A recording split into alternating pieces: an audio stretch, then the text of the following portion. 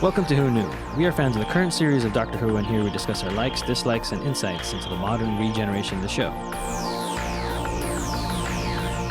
Subscribe, review, and listen to us on iTunes and Stitcher, or our YouTube channel, youtube.com/WhoKnewPodcast. All our episodes are on whoknewpodcast.com. You can leave comments there, or email us at whoknewpodcast@gmail.com. We also have an Instagram and Twitter account. Tweet at us at whoknewpodcast, and find us on Facebook.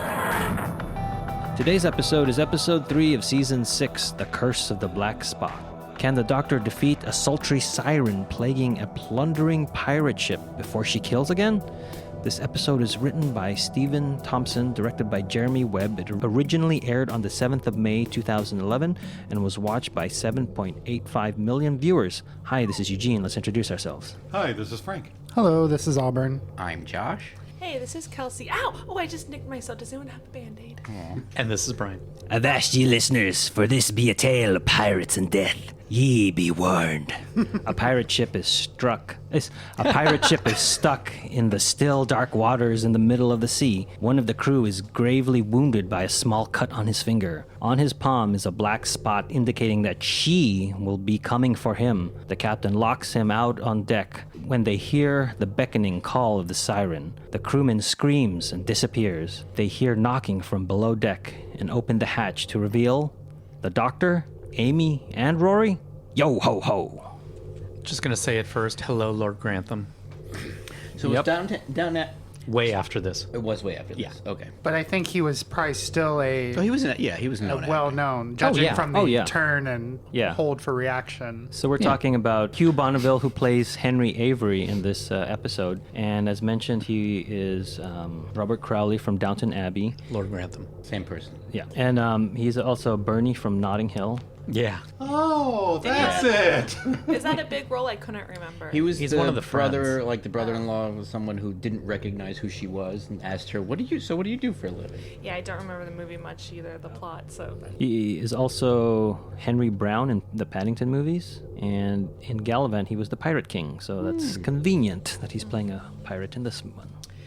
So, when I first watched this, I didn't recognize him. Second time I watched this, I found it a little distracting that it was Hugh Bonneville, because I was thinking, I was comparing, I guess, his performance to his performance in Downton Abbey. But I actually, I like Hugh Bonneville as this pirate in this episode. I think on Downton Abbey, he's like very reserved. He plays a very reserved character, so it was nice to see him with more range. So I thought that it would be distracting, but it ended up not. I really liked Hugh Bonneville as this pirate. I thought he did a good job.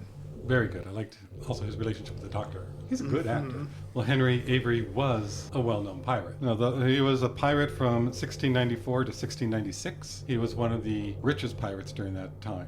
He stole the most. And he was a naval before that. And then when he left the Navy, he went on to his other ship, which was Charles II. And they had to do a job. They finished, but what they delivered didn't get where it was supposed to go after it got to land, kind of thing. And so they were stuck in the harbor waiting for months so that they can get paid. All the people started mutinying, and since he had been in the Navy, but also still more of a common level person, from where his background was, they had him as their leader. And so they took over Charles II's ship, which became the Fancy, which is what's named in this episode, and had him as captain. And then he just disappeared. I was going to say, like, what... After the plundering and all, they don't know where he went. So they don't really have a death for him, but they think when they died, they didn't know if he returned to England, hid around, or went to an island with all the wealth. But so that I thought was interesting, going, so they're just having a little fun explaining what happened to this famous pirate. No, that's really that interesting. I did not know about. And since it's a time travel show, I like to put that he changed his name to D.B. Cooper when he traveled to the future. That's a famous story of a guy that stole money and was in the plane, and then he jumped out, and then they never found the body or the money that he took. They made a movie and TV show, something like that. Hanging with Mr. Cooper. Yeah, exactly. Because it's high in the air. Oh, it had a question mark at the end, though. Is it him? I liked At first, before realizing and remembering what the episode was about, the small cut and, oh, he's a dead man. Right. Like, at first I was like, oh yeah, medicine back tetanus. then, yeah, infection. But then it quickly Yeah. got into the story. Well, to me, I thought it was a joke, but then they're doing it seriously. Just what is going on here? And then Not they- knowing what's happening. I like the look of this, the cinematography and how they shot it, the fog, the aloneness, the isolation, just the lighting. It's not my favorite episode at all, but to me, it set a tone that it wanted to set and kept with it. And it was that pirate, we're telling you a tale. This is going to be fun. Just go along with this. I did like the set. The set looked good. I really like Hugh Bonneville's beard. I thought that was one of the best looking beards there is. Beardiness. That's so funny, Frank. I'm now thinking about it. I'm thinking about what you just said. Thinking about it, and I'm like, yeah, we were in the same location the whole time, but we've been in the same location on other episodes, but usually it's a spaceship, so it's much bigger, and this is a more confined space. Actually, we're not on the ship the entire time. Never mind. It was almost a bottle episode, and then it reveals itself, and then it's a ship in a bottle. That's right.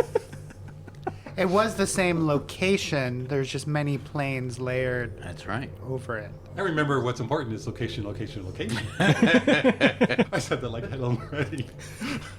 He needs an education from Pete's Dragon. I didn't realize I said it like that. I'm laughing at myself. Okay, no one else is. Don't worry, the crickets are laughing too. Well, I don't want to be contrary, but it's one of the reasons I don't like this episode is maybe for me they did it too well, if you want to describe it that way. I can't stand how claustrophobic this episode is.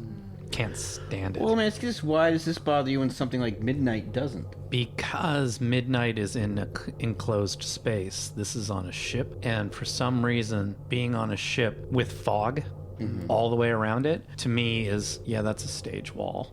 To me, they've jammed this ship into a soundstage, and to me, it looks it. The ship looks great. I'm saying but just I the can ship never looks forget great. I cannot forget the fact that they're on a soundstage. It does remind me of Pirates of the Caribbean when you go through the fog and you see that ship firing on the space. The fort? Yeah. Yeah. It looks like that because it's supposed You to be mean the stuck. ride, not the movie.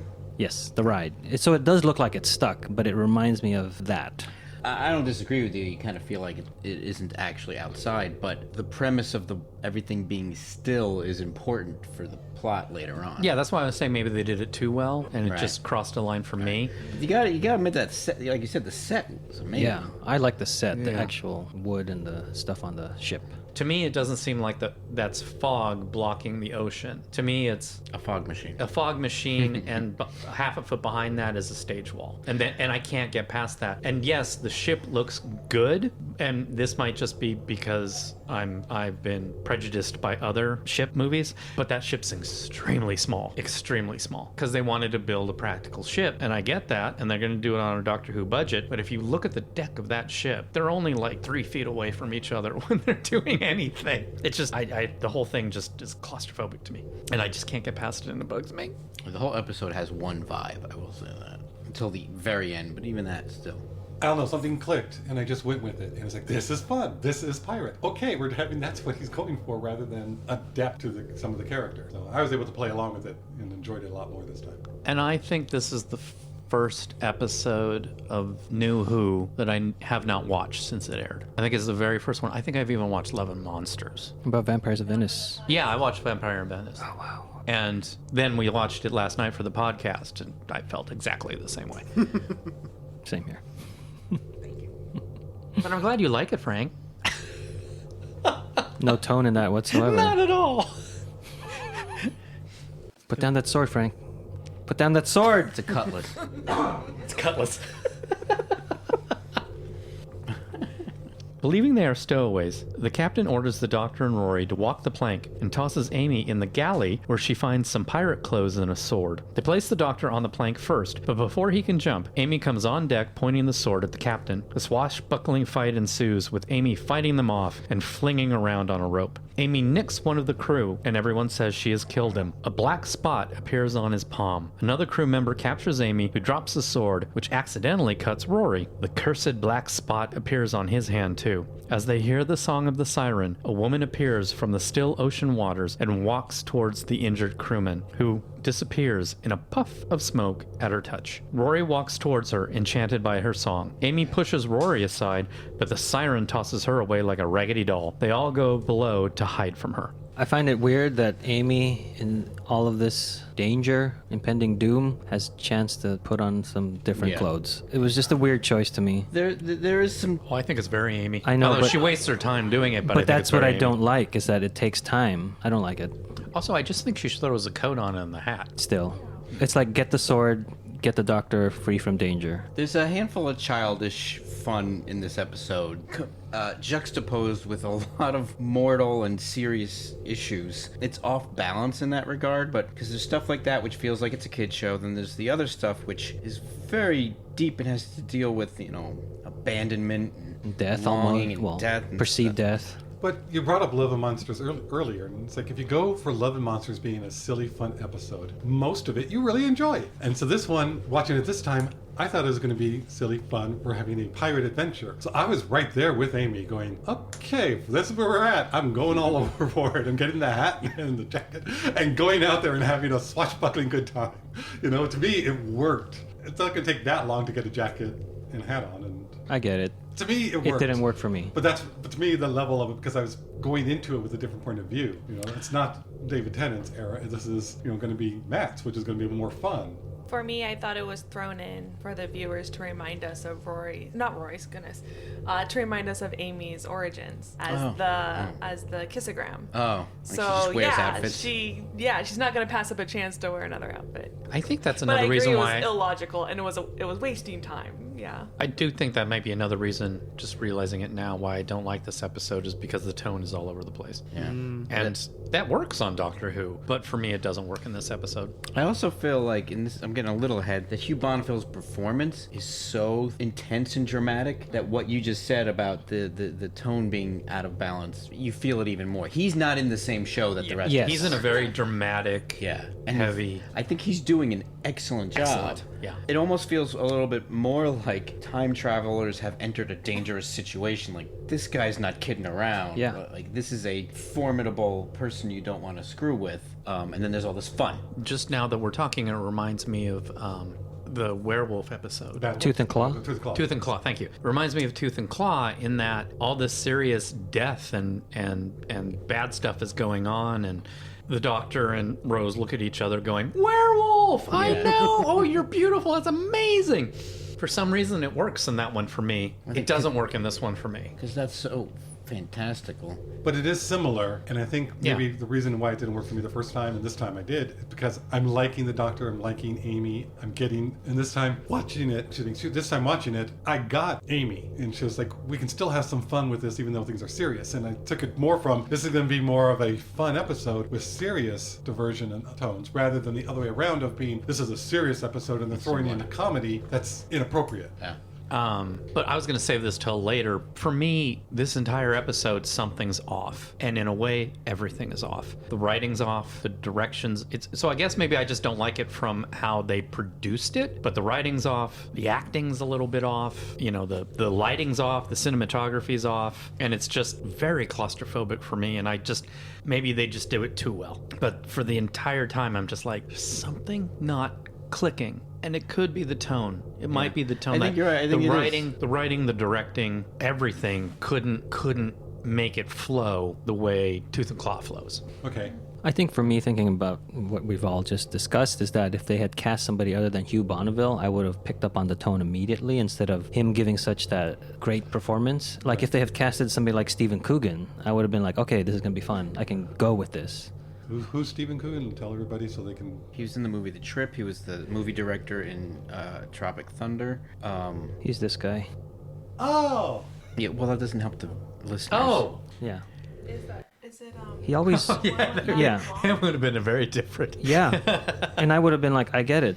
No, I always like a good fight where things are off balance. And even though that could be a problem with the show, like here I thought they used it well because, Amy is going into it with an expectation of pirates. And all these pirates are have a different expectation because they know like any scratch, any cut, and they're dead. So I enjoy watching fights like that where each character thinks that they're doing the right thing, and the other characters, you know, have a different motivation. Thinking like Willow when that one troll becomes a huge monster, and Val Kilmer thinks that it's everyone's scared of him and they're really scared of the monster behind him. Right. Amy's like, I'm doing a great job Yeah. fighting off all these pirates, and they're just scared of getting cut, and that's why she's winning this fight, because they're like jumping away from the sword. This is after the whole Pandorica storyline and Rory the Centurion, who waited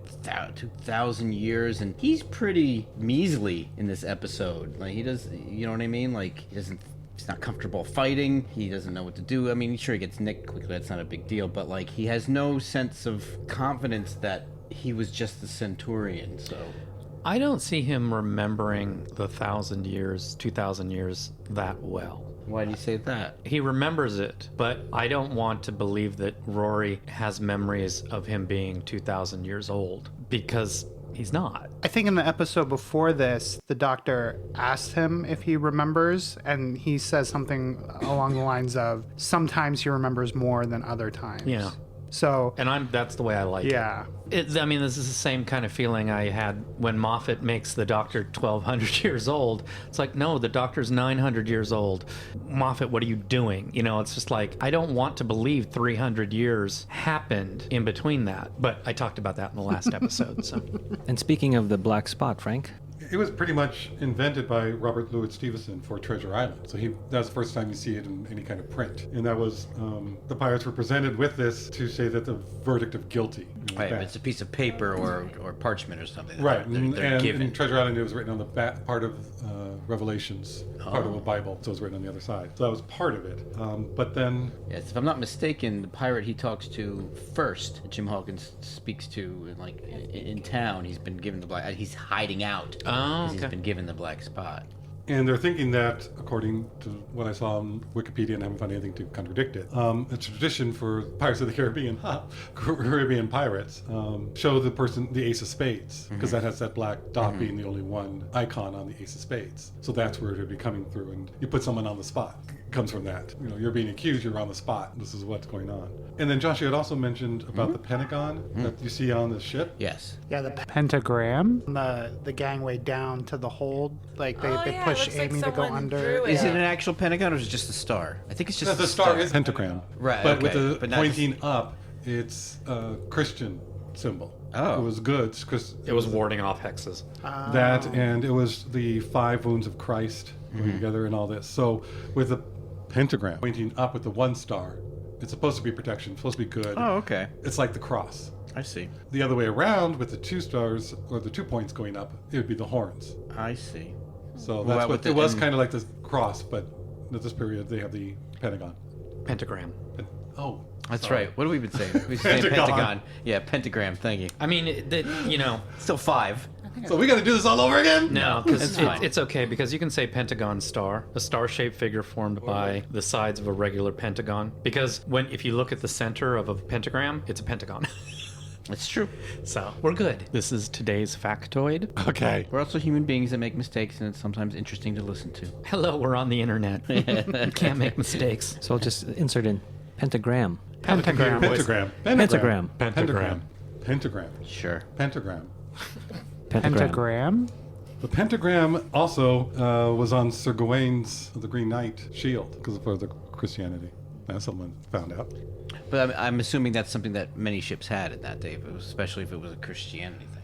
Oh no, it looked No, I like think it's something because they drew on that. Or was it for... Yeah, I think that they were trying anything that they could think of. Gotcha. I just wanted to point out that Amy just doesn't find one sword; she finds all the swords because they've all been put down in that treasure yeah, box so they don't nick themselves. protect themselves. Yeah, and then if you notice, they're fighting with sticks. Right. I did notice that. So just something I didn't notice until the second time watching, and I was like, "Oh, that's so get it. The clever." one guy was- I He's love, like, the, I love the terror on their faces Yeah. when she Yeah. comes out with the sword, and it's like... Yeah.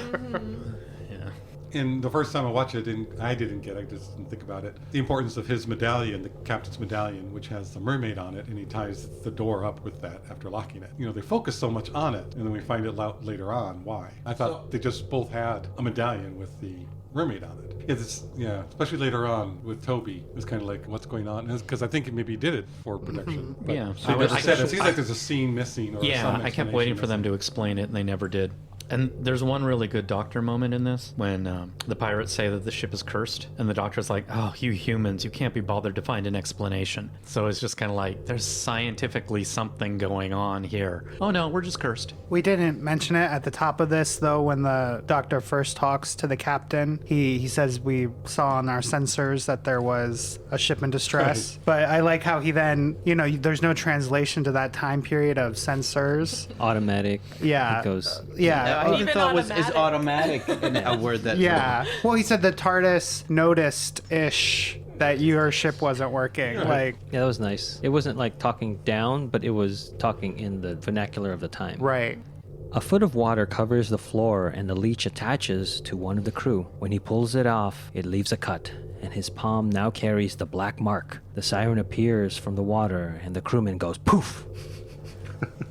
The doctor believes that she is using the water to transport around, so they head to the armory, which is the driest place on the ship. There, they find a real stowaway, the captain's son Toby, who snuck on board after his mother's death to be with his father. He is sick, with a black spot on his palm. Toby says he believes the captain is actually an honorable Navy man. Then he opens a barrel of water, which almost lets the siren in. The doctor proposes they use the TARDIS to get everyone to safety. This is a little too minutia-like, but I'll just talk about it right now. How, like, when Amy had the sword and they were like, "Oh no," it took me a minute to really catch on to that, and I think because of the claustrofobicness of the set, everyone's too. They're too close. They couldn't get a good shot to see them actually move two-dimensionally on screen. It was just about the reactions. So there's a lot of Like there was no master shot. yeah, like there was, and then even still, I didn't want to bring this up because I talk about filmmaking a little too much on this, I don't think so. many of the shots of the ghost were medium shots. It was like just all medium shots except for where she shot out of the water from a distance. So there wasn't a lot of depth going on in this whole episode. Which Exactly. Maybe they were going for claustrophobia. Yeah, but, they're definitely going for but claustrophobia. I feel like there were a number of times in this episode where I felt like a half beat behind what was happening, and then I'd be okay. But sometimes it's good because you want things to be ahead of you. You don't want to know what's coming. Right. But I felt a little like I kept having to. And for catch me, I up. always wanted an establishing shot. Yeah. It's like I I need wouldn't- to set the place. Yeah, I wouldn't be surprised if they thought they got one because the camera was as far back as it could go. I bet you they had discussions and the director and everybody said, "Don't do a master shot. You'll Because we- really show how Yeah. small this is." Yeah. But I understand what you're saying. yeah, it's like the fight scene needed Yeah. an establishing shot, but it wasn't. It was like you're focusing on Amy, then you're focusing on the reaction. I couldn't We don't even know get a how sense close of- they are together. That's exactly it. I couldn't get a sense of how close she even was to them. It was like Police Squad. Yeah, Yeah. and that literally, that must have been what it looked like. Right. But I think that's one of the things. Before we go on with the episode, this is today's factoid, where we say they go to the armory, which is the driest place on the ship. That is the origin of the phrase "keep your powder dry." I don't know that I phrase. don't know that phrase. You don't know that phrase? No. Oh yeah, it means How to is it not. used? It means to not get into sticky situations. Do things honestly and forthright stuff. So yeah, you keep your powder dry. I found out You've recently. never heard that? No, I never heard that. Wow. I recently found out what. Am I the only one? No, I've heard. Oh, thank Because God. it's also practical, because back then gunpowder couldn't be lit Yeah. if it was wet. I get it. But on I the just ship, never heard No, it. I know. Yeah, that's why they kept it in the driest place. Yeah. So keep your powder dry. Went don't screw things up. Don't do things bad. I recently found out what "son of a gun" means. Oh, what's that? Yeah, I've heard that one. It's that back in the wartime, when sailors were docked in port, they would bring hookers or women back because they had no private barracks to where the guns are, where it was private and no one could hear them. And so if you were son of a gun, you were basically a bastard, and your mother's a whore. So that's what they say instead of saying son of a bitch, because son of a gun's much nicer. Well, shut the front door. Yeah. Take that back. But that's what that is.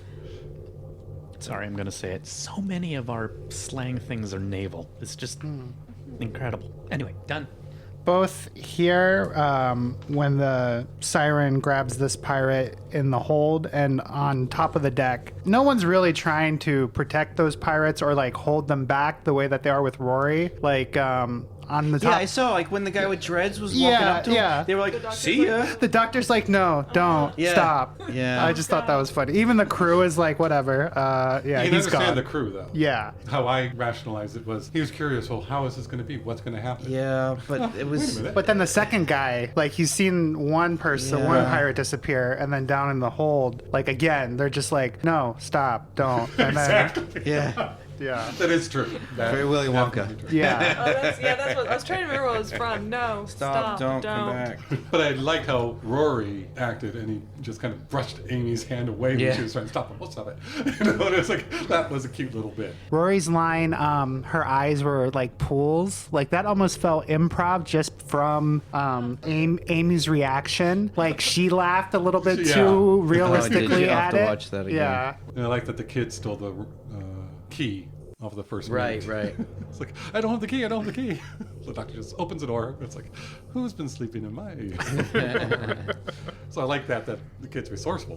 One set of numbers or storyline that I would like clarified. So the kid's mother had been waiting like 3 years, I think Toby said. And then she's been dead about a year also, I think, from Toby. Yeah, so I remember thinking that too. Like, so this kid's been on the boat how long? Well, No, this is a very recent I think sailing. he's been on the boat only a few weeks, if that. Yeah. But I mean, how many years has it been since Hugh Bonneville has seen his son, who's about, what, 8 or 10? I think he It's said been 3 years that he went away on the Navy, from what this storyline is saying. So he hasn't been home to see his wife and kid in 3 years. And it was just a few months ago It was like that his mother died. last winter or last year. Okay. Yeah, so it's 6 months or less. It's And so that's very when- recent. That's when he went, and on this last trip, which they seem like they just left on this voyage. Yeah. They haven't really done anything yet, and then got stuck. We had the It may have treasure. been 2 weeks or less, being the 8 days stuck there.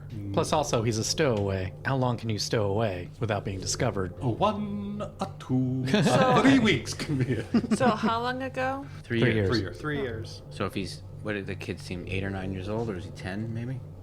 Well, he could have been, now I think about it, I mean, he could have been like 15 or 16, because when you're malnourished, I guess like so. you age Right. slower, so I he got the did look impression. very similar to the last time. The doctor and the captain make their way to the TARDIS, but it won't move. Something is taking control of it. It's dematerializing to somewhere unknown, and the doctor can't stop it. He and the captain leave as the TARDIS is sucked away. Meanwhile, the two healthy crewmen decide to leave Toby, Amy, and Rory behind, grab some treasure, and head to the rowboat. The boy calls them cowards and demands that they are honor-bound to stay as his father ordered. They tell him that his father is not in the Navy, but a pirate. Toby cuts one of the pirates with a cutlass, while the other pirate runs right into the doctor and the captain. A gunfight ensues. The pirate locks himself in another room and lights a fire to see. He burns himself, and the siren appears. Poof! He is gone. The doctor and the captain burst in and see that there is no water around. The doctor was wrong. What? What? Say that again. The doctor was wrong. She uses reflective surfaces to travel, like the still water or polished treasure. So this is the part where the captain goes in the TARDIS with him, right? Yes. Yes, all right. I really like that.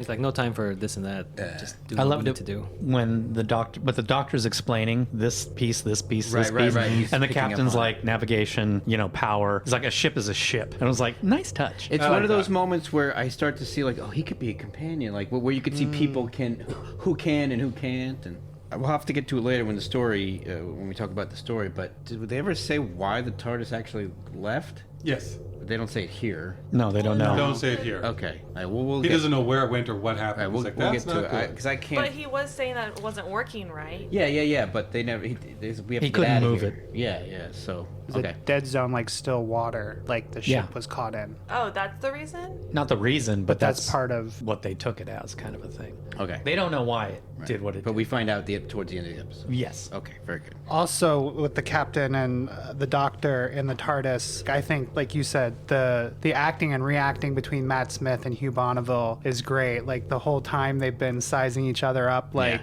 oh, I'm a captain too. Oh, now I have a hat. And then here, like, oh, his ship is rubbish. Like, Right. yeah, no, they really played well off of each other. And that says a lot for Matt Smith, who, still doesn't have a ton of acting experience at this point, going against Hugh Bonneville, who has like a pedigree of really like higher roles. But I thought it worked. Yeah, I like too how they were both boasting to each other, and then even when he got in there, he just expected. It went from the doctor expects him to be impressed to, oh, this isn't going wrong now. My ship is looking bad, so he's embarrassed. To, oh no, we're in danger. Where he's almost ignoring the captain because, no, you don't understand. I'm not embarrassed anymore. We have to get out of here.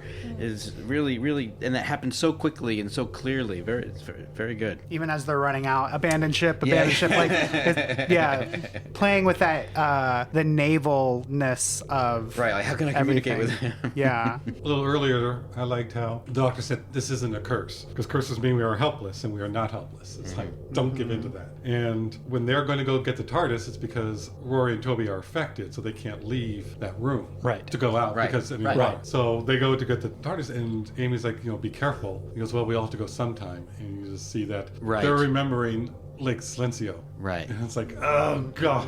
But they know that this isn't going to be it, so that's going to be good. But they also know time can change. I thought that was pretty good. And, of course, there's a nail sticking out. That was just... Right. Yeah. Okay, well, that's just a little bit too much, but... Oh, and you know what I noticed? He was wearing gloves. Like when he stopped his hand, he had gloves on. He probably had gloves on so he wouldn't nick himself.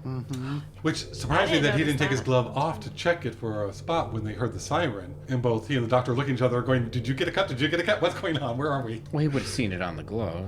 No. The spot? No, like if he had a cut on his hand. Oh, I see. Yeah. It could have been anywhere. It could have been anywhere. Yeah, something happened to his foot or something. But why didn't you take the glove off to look? Right. That was what Mulligan burned himself inside the whatever room he was in. Right. I did like the other pirate Mulligan running around with the crown on his arm, shooting and everything, and just had the crown because that's all. I think he put everything in his pockets. He had like treasure bags, right? Yeah, he had some Carrying stuff. But he had bags. kind of like, I just loved it just shining there. At this point, the medallion got me again going, what is he checking his chest for? And that's when I realized he doesn't have his medallion anymore. He doesn't have the mermaid medallion, and that's what he was looking for. Because in the next scene, they cut to Toby having it. So we're missing that scene where he gave it to Toby for No, we're some not. reason. No.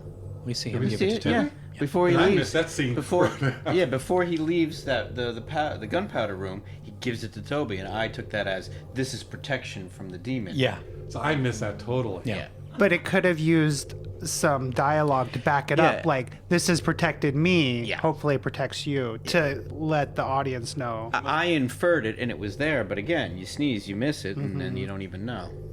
Toby begins to polish the mermaid amulet his father gave him when the doctor and the captain warn them that the water theory is wrong. The doctor stops Toby and then breaks all reflective surfaces in the room. He convinces the captain to throw all the treasure overboard to eliminate any reflective surfaces, which they do, but the captain keeps and hides a crown. They all batten down the hatches for the night as the siren's song surrounds the ship. Toby asks the captain why they have not heard from him in 3 years. The captain leaves without answering. Amy sees a woman with an eye patch in a secret wall, but when she rises, it's gone. Was she dreaming?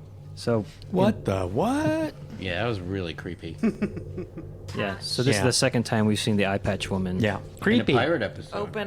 Open another wall and then Yeah. say, Yeah. This time it fits with the motif of pirates because of the eye patch. Yes. Yeah. Still weird. Still weird. Yes. Correct. This is just like out of the blue and nowhere. So this is starting to become this season's Bad Wolf. Or crack, or... Oh, yeah. Yeah. Bad Wolf came This first, so season's like the crack was that season's Bad Wolf. But this is like things in the scene. I guess Bad Wolf was too. It's Yeah, bright. Bad Wolf was much more subtle. Yeah. Yeah, it's the season's big mystery. The SBM. That's an industry term. Yes. Actually, an SBM means something else. Seasonal My bowel grandmother. movement. It's sad because I thought that, but I didn't say it. Hey, I'll say it, win, lose, or draw. I don't care. I'm upset at the doctor for breaking the mirror. Not for the whole bad luck thing with mirrors, but all those little shards. You said Yeah. she can come out of any drop That's of water, exactly and you what got I thought. shards everywhere. Just throw the whole thing overboard. I was just like, well, now there's thousands of little reflections. Or Cover it up. Yeah. The mirror? Yeah. Anything. Like throws, yeah. Anything. You know, it's like you're stuck in the armory next to the powder and barrels anyway. So take the powder out and dump it everywhere that's reflective. It's not reflective anymore. He scuffs the medallion, and that's fine. But all the other stuff's got to get thrown Yeah, overboard. think about it. They could have, like, Maybe for they could time. have thrown water or something onto the mirrors and then just thrown gunpowder onto the mirrors. That's what you're saying, right? Right, but the stuff that they smash in the mirror and the windows, that's not in the powder room. No, Right, it's they not. They had to In the go in there armory. specifically. That was the thing, like Yeah. you were saying. Yeah, you're right. Don't go in that room. We had to have that scene to set up that treasure is very important to Oh, the yeah. captain because the idea of throwing it overboard, he didn't wasn't- want to. He didn't want to. I think there are a lot of little good ideas in this show that on paper really work, but in practicality, you start threading these things together and wait, when did he say this? And like, wait, why did they go in that room? And there's a lot of things like that, and putting together whether it was there and needed to be cut out for time, because technically you don't need that explanation because what transpired in this show actually does progress the story. But what happens is it just feels like a lot of little holes like we're talking about. So I also remember the first time going through that scene in particular, thinking back to the angels and how they retrofitted like any reflection in an eye, then your eye becomes an angel. Yeah. And like the same world. so that's like, a reflection too. Yes. So That's why she has eye patch. Yeah. I think this is that's you where know, eye patches for pirates came from, actually. This episode. Yeah. yes. Do you know where it came from? No. It came from them fighting from top where there's light and the bottom where it's dark. So you have one eye that's adjusted to the dark. So when you went under deck, you would switch the eye patch over so you already adjusted. Really? Yeah. This is today's factoid. And Interesting. Wow, that is interesting. in addition to if you lost an eye. And then you would just go, oh, wait. You didn't want to freak out the other pirates. You don't feel yeah, exactly. Cover that up, matey.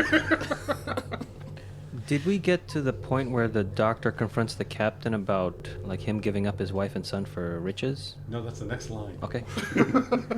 Cool. So that's my note. I'm done. I have nothing else to add. Well, he never gets to that point. I'll wait. The doctor and the captain have a heart-to-heart about travel and Toby. Eugene? I don't like how this is forced. It just feels. Oh, like, really? Just here's exposition in the middle. It just felt the delivery to me felt like we need to write this in, and then this is just it, as opposed Which to part? What are you talking about? where the doctor's like it's the fact that the doctor is confronting him with like an emotional story thing, and it didn't feel earned. It just felt very by the numbers. Like this is the road sign we need to hit and take on the on ramp and do this right now. Maybe it doesn't bother me because they're good actors. And that's why I'm spotlighting it, because I think it could be done better. I think it goes along with what we're complaining about this episode, where they have a lot of good moments that aren't threaded together well. Yeah, and I think that's why it's hitting me this way, Yeah. or incorrectly. I like the scene because it showed the doctor wanting companions and trying to convince him, no, it's nice to have people with you when you're traveling. And he had isolated from his son, and it seemed like it would be hitting me over the head with his speech, and they don't go there, where he goes, no, I'm not the father he needs. And hitting over the head would be the doctor saying, but you're the father he has. I said that. I was more waiting. often. I Yeah, was I waiting did for too. that It's line like it seems so too. obvious, but I'm glad they didn't go to that because it came up in my mind as well. Yeah. But it's like, no, but he can be more than, he can be a companion. He can be someone to go on this adventure with you. And that's the doctor talking about his own life going, that's why I do this. It's fun to have somebody there. But Mulligan's gone. That's why they get a duo. They get a do-over with him. Oh, okay. It's the only reason I remembered his name. A storm swells, and it's all hands on deck. Toby discovers the shiny crown in his father's coat. The siren appears, and Toby is gone in a poof. The doctor throws the crown overboard, and the siren disappears. A rigging comes loose and pushes Rory into the raging sea. The doctor opens a barrel of water to summon the siren, who dives after Rory. Hoping that the siren can be reasoned with, and that the others are still somehow alive, big leap there, Doc. The doctor, Amy, and the captain prick their fingers. A black spot appears on each of their palms, and poof! Okay. Here's when the doctor realizes that the captain abandoned his family for riches because he kept the crown and thought that was more important.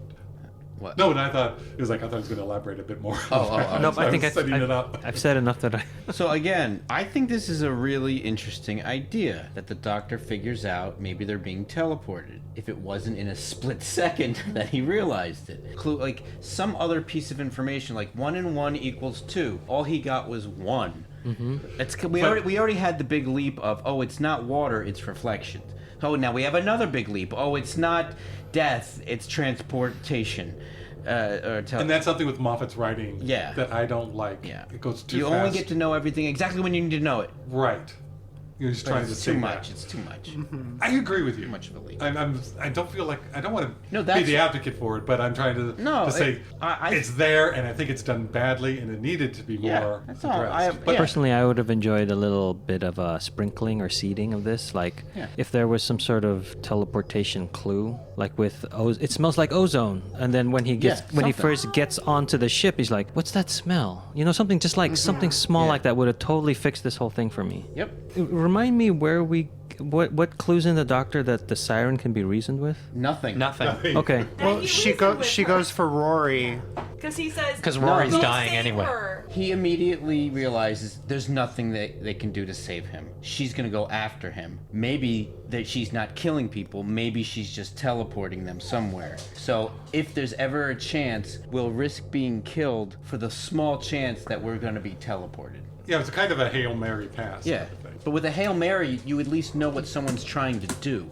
It's not there for me, so it's tough. Oh. The reflections are gateways allowing passage between the two ships. They find the remains of the space crew who have died from an earthly virus. They find the pirate crew, Toby and Rory, still alive on medical beds near the TARDIS. It appears that the black spots were harmless tissue samples. Rory wakes up and the Siren appears so she can sedate him. The captain shoots her and she turns on him. The Doctor sneezes, blows his nose, and watches as she destroys his used handkerchief. He confirms that she is an automated emergency medical program of a doctor. Please state the nature of the medical emergency.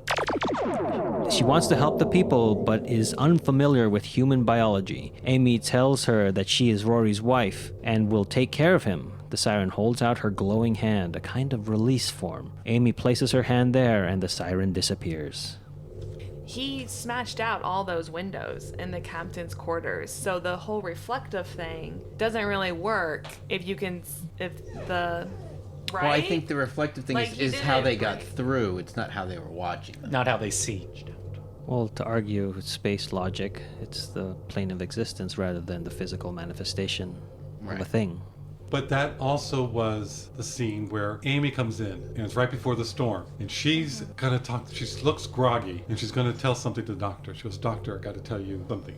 And I think what she was gonna tell him was, "I had a weird dream about a woman with an eye patch watching me." But you could also argue that she wants to tell the Doctor about his death. Like, it's not clear either way.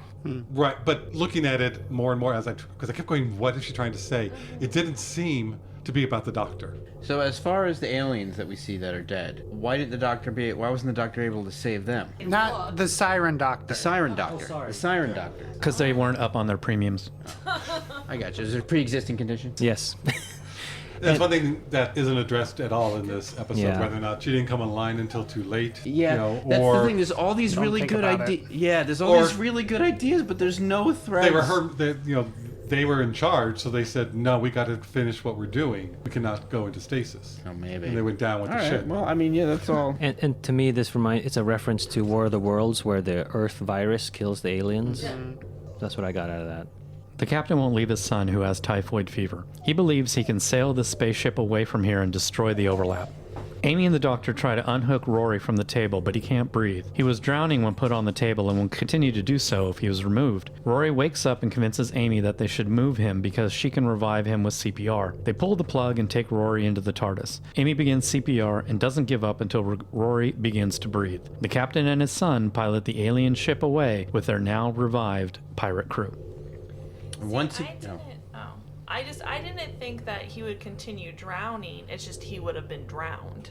Well, he's struggling, like he's drowning. There's still water. He's not dead. Because, like, if you're continually drowning, you can't be resuscitated. No, I think that basically. But you can be resuscitated if you have. I took it as Rory drowns on the way to the TARDIS. That's how I take it. And then it's like, okay, you've just drowned. We'll bring you back. That's what I see, because I think it was just seconds before Death, dying, yeah. or he already was. That nowadays we don't know exactly when death occurs, whether When- they in stop a breathing, drowning? yeah, or anything. It's like the mind goes on. How many minutes do you have to revive somebody? So he was at that point. And they had him intubated in some fancy alien way, and then Where they you took could the still intubation talk. out. Yeah. Right, so that was still keeping him on this side of death. He's still somewhat alive, but with all that other stasis. And once again, Rory dies temporarily. Yay. How many times is this? It's like 507. Lost count. 507. The part that I really don't like is that you have another crew piloting the ship, and it's all the pirates. And, I know that we established that the captain is familiar with piloting a ship. A ship is a ship? Yeah, I get that. But then to have the rest of his crew with him, it's a little much for me. I did wonder about that because the son is going to die Yeah, from his illness. Yeah, he has that The other throat thing. pirates, like, it's a cut. So it is like they could go back to our world and the cut heals and everything's fine for them. But no, they smile and just stand on the ship going, we're in space, because that's what pirates do. And to me, it says they're coming back for later on in the season or something. It's just like, I don't care. But that is what pirates do. They stick with their captain. It's a pirate movie trope. I mean, half of them had mutinied. yeah, I so was going to say, he's going to run away with the treasure. I just didn't like it. Just think of space treasure. So much better than Earth treasure. What I really didn't like was that it seemed so fake of a need. The doctor should be able to revive Rory without any problem. The doctor should be able to save the kid by going getting medicine or bringing the kid to a point where they do have the medicine and he could save him. And it's like, why not this time? And why did Amy have to be the one to try and resuscitate? Yes, I get the dramatic point of it, but the doctor standing there like, oh, too bad Rory's dead. Yeah. It's like, And It is no, very yeah. weird to No, have the this isn't doctor right. standing over. It's like, help, You're doctor. the doctor. That's your name. And You, at you no- could be doing the mouth to mouth while she's doing the CPR or Dress something. professions to her, Yeah, And at that's no, what I mean. And at Just- no point did I think that Rory would not be revived. I mean, the staging we is always- there, yeah. but it's like But the doctor's it's acting fine. like he won't be. Yeah, that's what I don't like about it. Yeah, that I did not Yeah. like. I agree with you. And not being able to save the son seemed wrong. Just even give from the TARDIS would have information about human biology. Here, you can help with the typhoid for this kid. Give it to the Siren. Probably would have taken one round of antibiotics to. I don't know, typhoid. I do like the line where Rory says, I'm a nurse, and I know you can do it. I liked that. There's a lot in this episode, and I know I'm a bit of a broken record, but that I really like. A lot of the ideas are really good. It's just the glue hasn't set. Along those same lines, I know in the summary you guys say that, or we say that Amy begins CPR and doesn't give up until Rory begins to breathe. But the way that I saw it, she gave up and Rory started breathing on his own a few moments later, just because. See, I'm Save wondering Rory. why they brought him onto the TARDIS. Why not Yeah, just I CPR thought right the there same- on I the thought table? the same I figure thing. it's It like just- because if they did it in the in the sick bay, Yeah, The but siren would how hit. long did it take them Yeah, to the get siren there? would get in the way. No, it was yeah, right the there. siren It would was. get in the way, even though she No, signed the siren was release turned for it. off. Yeah. once she signed. I just realized that. Yeah. That's Yeah, what- no, there's a lot. Yeah, because it was whatever. I mean, to get to the TARDIS was, only 12 feet? Yeah. It was right there. Oh, and does he explain why the TARDIS is there? Because it got sucked into the ship. Wait, So wait, the TARDIS yeah, could back not to this. decide what plane of existence it was on because it was on the merger. And so the doctor tried to do it, and the TARDIS was trying to leave, but it's like, well, what plane am I leaving to go to? What plane do you want me Okay, to so go then to? how 'Cause did it it was get? How did it eventually stuck. get there? So the siren and things, it left, but you saw that the glow around it was very weird and different. So it went either because of the siren or just it decided to go to that plane. So is it So because, it went- is it it because showed the, up ship, on the the spaceship left? So it showed up on the spaceship. It Oh. said, this is the plane I'm going to because I'm space. I understand that. All but right. And then they were able to use the TARDIS from the ship because the captain sails the ship and breaks the connection between the two planes. So now then the TARDIS is on this plane but can work. the doctor did say that it didn't know which plane. It's again one of those Yeah, I missed quick it. little what. That's a lot of things This one too. Is little they'll line. give you a piece of information before you actually know what that information actually means. Hold up. I understood that they're on two separate planes. I got that, but I didn't think about when the ship sailed away and then the TARDIS got left from that ship. How did it get back to their plane, or does it not matter? I think they abandoned the Fancy, the pirate ship. boat. Yeah. The spaceship moved Moves away with- from with that the plane. TARDIS. So now that was no longer in that intersection point. And the TARDIS could either stay on the ship or stay on And now the pirate ship and the spaceship are in the same plane because they moved No, away. they're both on different planes, but not in the same. They're not space. intersecting. It's like this. We missed this, but one of my favorite moments in this episode is when they arrive in that sick bay and the captain goes, Toby. Amy says, Rory. And the doctor immediately goes, the TARDIS. Yes, I They're all remember that. finding the people they love. One thing I don't like, when the Siren turns evil, and then we find out that the evil is just her attacking the germs, I guess if you want to call it that. Like, there's no reason why she should look demonic or mad or angry and create fire. You know what I'm saying?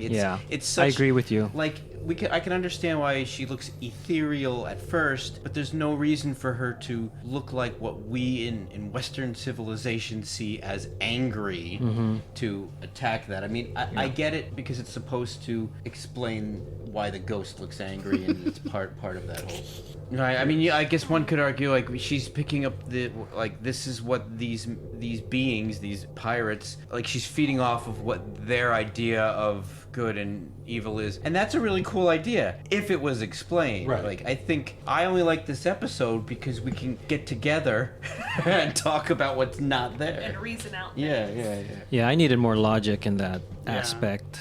Amy wants to tell the doctor about his death at Lake Silencio, but Rory reminds her that it's the doctor's future and they can't tell him. They go to bed as the doctor looks at his console monitor. There is a readout about Amy and her pregnancy, but it's fluctuating between positive and negative. Wait, what? So this is the only time someone can be a little bit pregnant. I just got Lake Silencio. I got the connection to the silence in the last episode. I just got that. Okay. Isn't that bad? Also, the medical readout looks like rib cage kind of on the top and then like a spine, at least from the angle that I was looking at it. And the part that's highlighted is like her spine in her back. Like, I know there's not organs there, but it was just No, it was her the womb area. Yeah, in front of the spine. Some interesting production note about this is that The Curse of the Black Spot was originally planned to be the 9th in this season, but was moved forward prior to filming as Stephen Moffat felt that the first half of the series was too dark. So that's why he wanted to balance the tone. So this was the lighter. The lighter-hearted episode. Okay. It's mentioned that Henry Avery robbed the Mughal of India. The Mughal dynasty were rulers of India for 3 centuries prior to 1756. That year, the British dethroned the last emperor, after which the British East India Company began governing the country. Is that where the term mogul comes from in English language today? Could be. No, I think it is. I'm pretty sure. Eye patches, moguls. What else did we learn today? And then in continuity, the historical pirate Henry Avery was previously mentioned in the 1966 serial The Smugglers, which that story is with the first Doctor, and they are searching for Avery's gold. Toby Avery is played by Oscar Lloyd. The boatswain is played by Lee Ross, and he has appeared on The Catherine Tate Show. Mulligan is played by Michael Begley, and he will be appearing in an upcoming episode of Doctor Who. And then the other one of note is Lily Cole. She plays the Siren. The thing that I recognized her, or from her credits, she was in The Last Jedi as a party girl, Lovey. Like a girl that is partying or a girl that is loyal to a political... It says, I'm affiliation? assuming it's a party girl at the Casino Planet. She might be the woman with the real person they're looking for, because she says a Justin line Trudeau. and he's like, "Oh, I'm gambling." Okay, so she is on the Casino Planet. She's on the casino. Next to Justin Trudeau. Well, okay. Stephen Thompson, who wrote this episode, has also done other Doctor Who episodes, Journey to the Center of the TARDIS and Time Heist. And then Jeremy Webb is going to continue to direct another episode, The Wedding of Riversong. So, The Curse of the Black Spot. Who is this episode good for? Or more specifically, this episode is good for who? A new viewer, a casual viewer, a fan of the show, or a diehard? I think Frank has a very distinct opinion. Do I? You do now.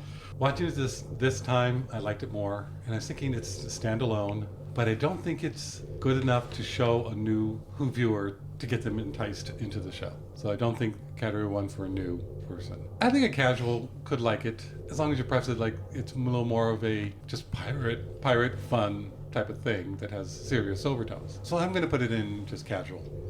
I think if I knew somebody who was very much into pirates, I would maybe introduce Doctor Who to them with this episode. But other than that, I agree with you. I think casual is where I find it fits best. Yeah, that's what I'm going to go with as well, casual. I'm actually going to say fan, which is unusual for me. I think I would say casual, but I think there's just too many problems writing-wise, like we're talking about. Like, I'm not impressed. Again, I really like the ideas in this, and I really like the performances, so I think it's a fun episode to watch. But I kind of don't feel it's a well-done episode, considering what we're talking about, the flaws it has, and I wouldn't want to show it to someone fresh or even casual, because I don't think it's the quality isn't what a lot of other episodes are, so I say fan. And I'm going back to mine saying, you're right, and I wasn't listening to myself, which was an idiotic thing to do. Because I said I liked it better this time because I knew the relationship the Doctor had with Amy. Right.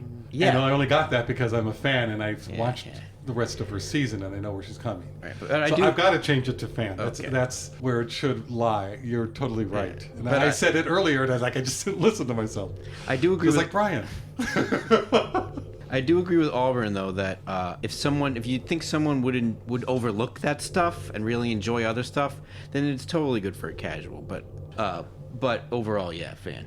Well, I'm a fan of Doctor Who, and I didn't like this episode the first time around. And I don't hate this episode, but I don't particularly like it either. I find it disappointing, but I also agree with Auburn that I wouldn't use this to introduce, or whoever said I wouldn't use it to introduce someone to Doctor Who, so that's why I can't put it in new, where like I can understand the plot and I can understand everything that's going on. There's not anything in this episode that I would need to watch previous episodes of to understand what is happening, so I'm going to say this episode is best for a casual viewer. Originally I was going to say casual, but Josh and Frank made some good arguments, and so I put it in fan. You enjoy it better if you kind of know what's going on. And you're somewhat forgiving. Yes. Yeah. Yeah. And So also a I'll fan say will watch fan. it over again. Yeah. So for me, this episode is very problematic. I don't know where to put it in. I think I want to go for a fan for the reasons that everyone has said why they want to put it into fan. But for me, what sticks out is it being not good is the inconsistent logic with the EMH program. I needed a line that says... I know what I said. It needed a line to say that it's buggy. That's why it has that angry look. That's why it has all these weird things where it doesn't work sometimes, but then it works with Amy giving the release or getting the release that this is her spouse. And then this episode feels like a lesser version of The Empty Child, where there is a medical program that doesn't know human biology, and then it's not really a bad guy. It's just misunderstood or not working properly. And to me, The Empty Child works far better than this. And it's also because it's a period piece. The Empty Child was in World War II. This is in the pirate times. At the end of The Empty Child, the Doctor figures out what the nanobots need to start fixing everybody. In here, I don't know. It's not clear what happens. So I'll just have to put it into a fan because this is an episode that I don't watch normally, but you have to be a fan to watch it. So that wraps up The Curse of the Black Spot. Thanks for listening, and we'll see you next time when the future becomes the present. You've just listened to an episode of Who Knew? Our wonderful theme music is by Michael Grady. Find him on Facebook at The Universe Explodes. All our episodes are engineered by Auburn. You can find him at auburnbinkley.com. You can also find this show in several places. Follow us on Twitter at Who Knew Podcast. Subscribe, review, and listen to us on iTunes and Stitcher. Or our YouTube channel, youtube.com/whoknewpodcast. All our episodes are on whoknewpodcast.com. Visit our Facebook page.